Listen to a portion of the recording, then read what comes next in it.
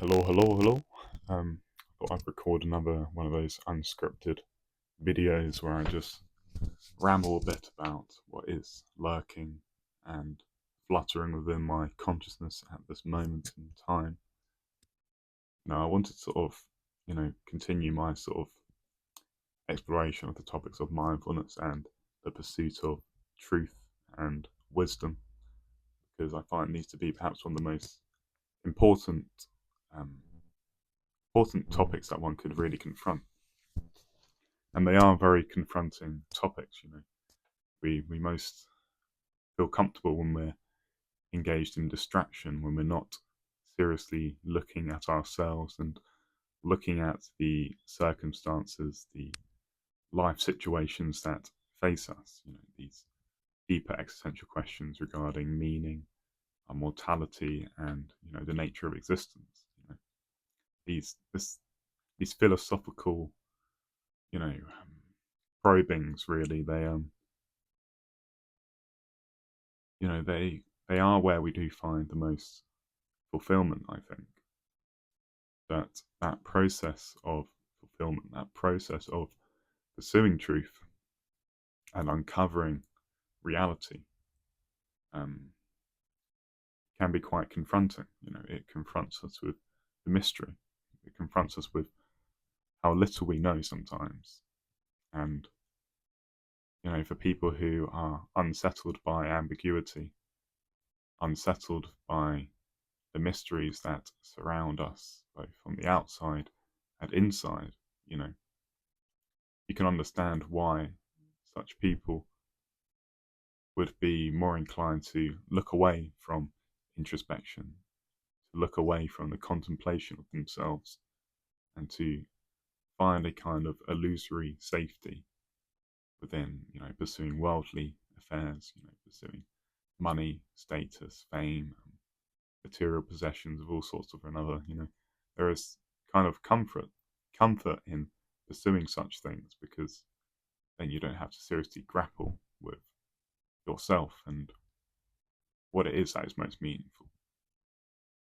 The pursuit of these sort of worldly things, of money particularly, which is often deified in our society, um, it keeps you forever ensnared in this rat race, this treadmill of sorts, where more and more money is always seen as better. And I'm not dismissing the sheer material reality that many people, and increasingly so, are being thrust into more impoverished conditions simply by the nature of inflation. The fact that houses, the price of rent, the price of food seems to be outstripping people's wages and salaries. People can no longer seem to afford basic standards of living, even in supposedly developed countries such as the country in which I live in at the moment, the United Kingdom. And this is quite troubling to see.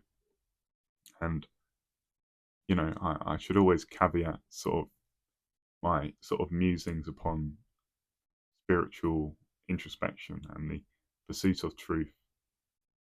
I should caveat this by saying that one should never fully ignore the realities of the external world, the realities of people's material lives, particularly when it comes to affording the basic necessities of life, namely shelter and food. It's You do often see a very solipsistic, almost egotistical and self-absorbed spirituality in certain people when they, pursue only their own personal enlightenment and ignore the duties and obligations of the outside world, which is a inauthentic spirituality, really. I think a more aligned spirituality is one which has one foot in and one foot out, I suppose. They are respectful of their um, embodied and material obligations, but they understand that fulfillment is not to be found totally within that sort of realm of existence, And so yeah, one should always be conscious of the material world, that they should all understand that wholeness is not to be found within it. Wholeness can only be found by looking inwards through contemplation, through meditation, through understanding themselves better, through understanding the nature of their mind, their habits, their dispositions, the things that truly drive oneself. I mean, often when people begin to meditate and they begin to, detach themselves from their usual habits and behaviors, because we have these sort of cycles, these habits of what our attention will go towards, and there's so much in this external world within our phones that is very captivating.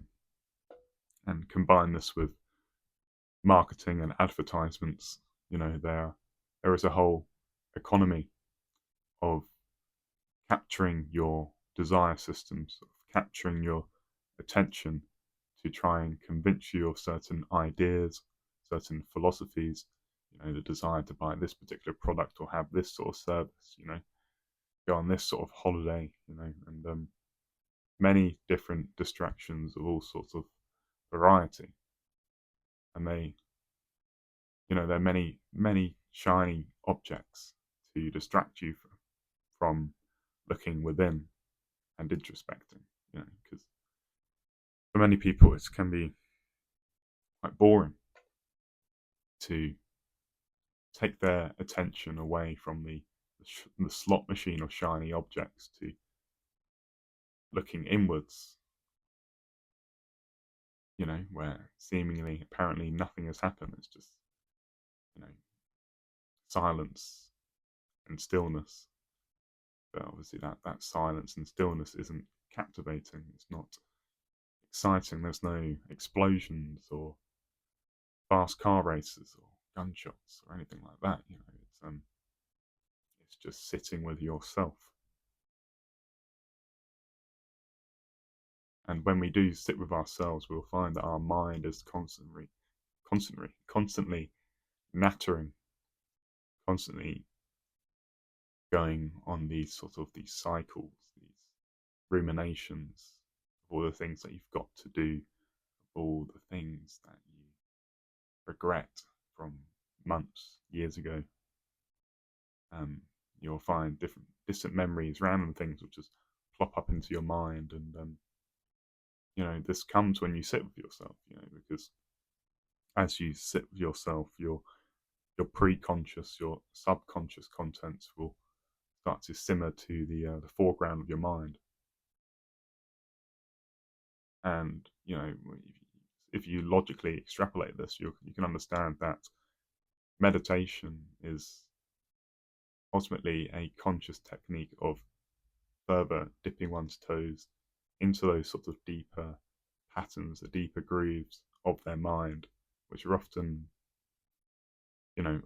within our waking, typical moment-to-moment experience. We're not thinking about all those things. We're not often thinking about those deep archetypal patterns, deep memories, and dreams, traumas of childhood, and it's not practical often for day-to-day life to seriously have those things come to the foreground. If you look at, say, post-traumatic stress disorder, this is a case where traumatic memories and incidents, they're so emotionally salient within the mind all the time, such that it really impairs one's ability to go about their life, to go about their affairs, because they're constantly being bombarded with these memories. And, often meditation will bring up such memories, to greater or lesser extent, with enough time. Because it is, of course, it's you're looking within. And this ties into the whole notion of what's called shadow work in Jungian analysis, which is the whole introspection within into the aspects of the psyche, the aspects of your personality, which you often do not identify with. It's the parts of yourself which you may feel most shame about. And because of this shame, you tend to not pay much attentional resource to thinking about it, because thinking about it is quite confronting. It confronts you with the fact and the reality that you are, and we are all flawed individuals. We all have these sort of things within us that we wouldn't wish to talk about to other people. And likewise, we don't really want to talk about it even to ourselves. We'd rather just ignore it. But in the pursuit of psychological and spiritual wholeness, one needs to integrate their shadow. They need to represent and accept unconditionally all the aspects of themselves. This is a necessary thing. You can't accept one thing, you can't pick and choose, elements of your organism. You have to embrace wholly everything. And, obviously this is easier said than done. And it's not something you can learn within a book. You can't read something and think, oh, now I understand shadow work. Now I understand all these spiritual concepts. You really have to do it yourself. There's no replacement. You can't learn wisdom in a book. It can only be learned through your own personal experience, through engaging with the elements of life, through enduring hardship, through enduring failure and trauma and pain. I'm not glorifying these things, but I'm pointing you to how pain and hardship are the most fertile grounds for growth. They are how nature teaches us with experience. And as we encounter hardship, it affords us sort of opportunities to realign with ourselves, to realign with our deeper, more authentic purposes and values. It's often through the pursuit of the wrong kind of things, when we are ensnared within illusion, when we're thinking that, having this or that thing, this sort of worldly thing is going to make us whole, and then we get it, and then we realize, oh, that wasn't it. So we either continue to chase more and more of that thing, or we step back and reevaluate. And in that sort of reevaluation of our values and purposes, that activity will enable one to connect with their inner self, with their higher self, some may say, or their psychological center. And, the center of yourself, which is a very still and silent place within the soul.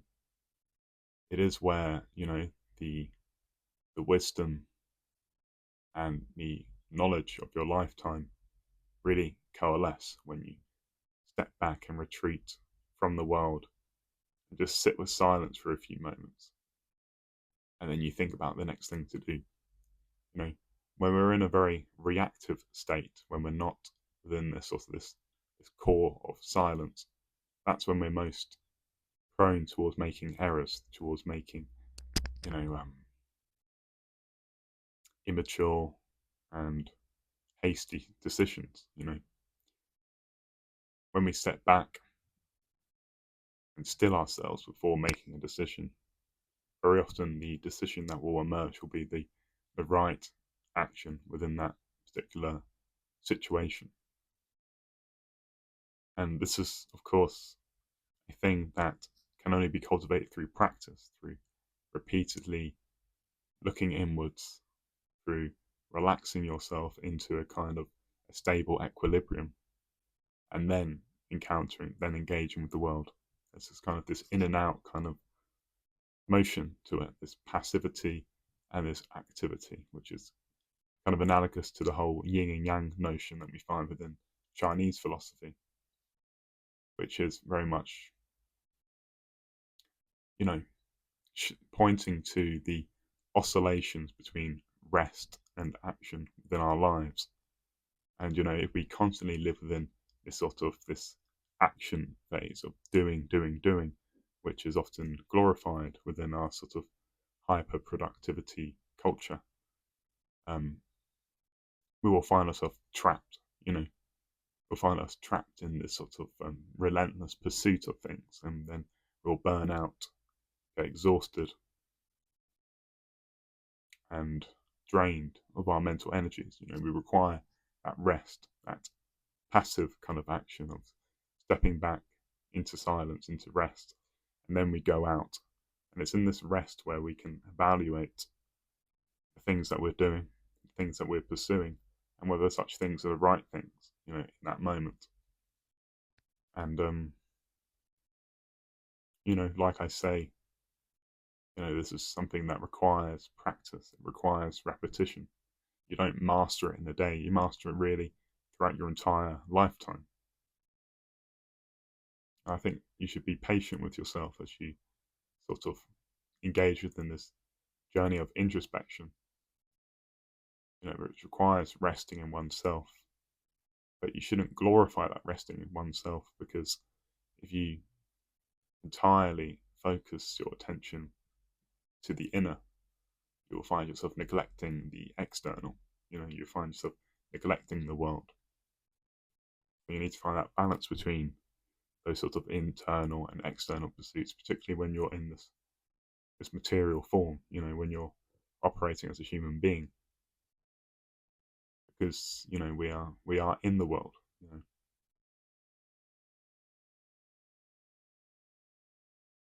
Yeah, I think I'll leave that at that. This has been interesting, insightful. Yeah, like and subscribe, do all those YouTube things if you want to see more of this in your feed. Have a great day, and goodbye.